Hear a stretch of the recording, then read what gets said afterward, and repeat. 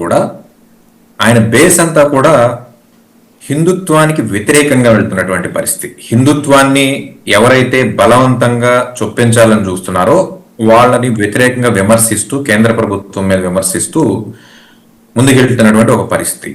అలాగే censor board ఏదైతే central government స్టేట్లో ఉందో, చేతిలో ఉందో, వీళ్ళు కూడా ఆయన సినిమాలను కూడా విడుదల కానివ్వకుండా, సెన్సార్ బోర్డు సర్టిఫికేషన్ ఇవ్వకుండా, లాస్ట్ సంక్రాంతికి రావాల్సినటువంటి సినిమా చాలా హ్యూజ్ లాస్ అక్కడ ఉన్నటువంటి నిర్మాతలకు కానివ్వండి, విజయ్ గారికి కానివ్వండి, చాలా పెద్ద లాస్ జరిగినటువంటి ఒక పరిస్థితి.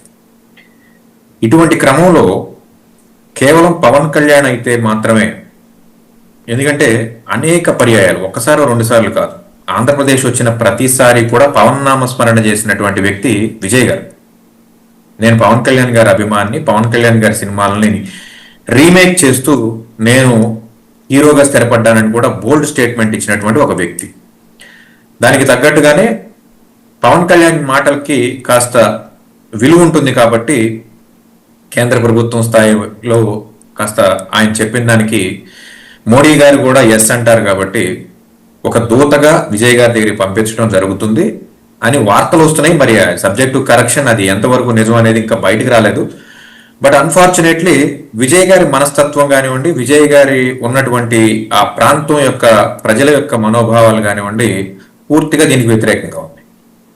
ఇది ఇందులో ఎంతవరకు సక్సెస్ అవుతారో పవన్ కళ్యాణ్ గారి యొక్క భవిష్యత్ రాజకీయాల మీద, బీజేపీ ఆయన మీద పెట్టుకున్న నమ్మకం మీద ఈ మీటింగ్ ఆధారపడి ఉంటుంది. ఈ మీటింగ్ యొక్క రిజల్ట్ ఆధారపడి ఉంటుంది. రెండో విషయానికి వచ్చినట్లయితే వాళ్ళేదో ఆవిర్భావ సభ ఎండల వల్ల వెనక్కి వెళ్ళింది అనేది నిజంగా హాస్యాస్పదం. వాస్తవంగా ఎండల వల్ల మీటింగ్ వెళ్ళటం కాదు. నాకున్న సమాచారం ప్రకారం వాళ్ళు అనుకున్నంత సబ్జెక్ట్ ఏదైతే సభ్యత్వాలు ఏవైతే ఉన్నాయో ఇవి పోలరైజేషన్ ఇంకా అవ్వలేదు. కాబట్టి అధికార ప్రతినిధి గారు చెప్తున్నట్లు అదే వాస్తవం. ఈ అధికార ప్రతినిధి గారు చెప్పినట్లు ఈ సభ్యత్వాలు వాళ్ళ టార్గెట్ ఏదైతే 20 లక్షలు ఉందో, ఎందుకంటే ఇప్పటి వరకు ఒక 8 లక్షల ఓట్ల వరకు లేదా 8 లక్షల సభ్యత్వాల వరకు ఉన్నటువంటి జనసేన పార్టీ ఈరోజు అధికారం హస్తగతం చేసుకున్న తరువాత ఖచ్చితంగా దీని మీద కాస్త అభివృద్ధి అయితే కనిపించాలి కదా. రాష్ట్ర అభివృద్ధి కానివ్వండి, పంచాయతీరాజ్ శాఖలో మిరాకిల్స్ కానివ్వండి, పవన్ కళ్యాణ్ గారు చేస్తున్నారు, దాన్ని అందరూ యాక్సెప్ట్ చేయాల్సింది. అట్ ద సేమ్ టైం అదే రిజల్ట్ పార్టీ సభ్యత్వాల్లో లేకపోవటం, సోషల్ మీడియాలో కూడా దీనికి సంబంధించినటువంటి వార్తలు పుంకాలుగా వస్తున్నాయి.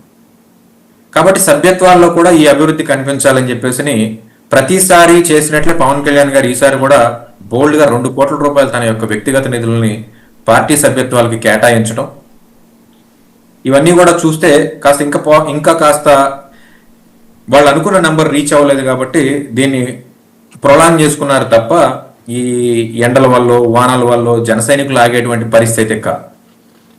వాళ్ళు ఆగరనే కదా ఈయన క్యాన్సిల్ చేసిందని చెప్తున్నారు.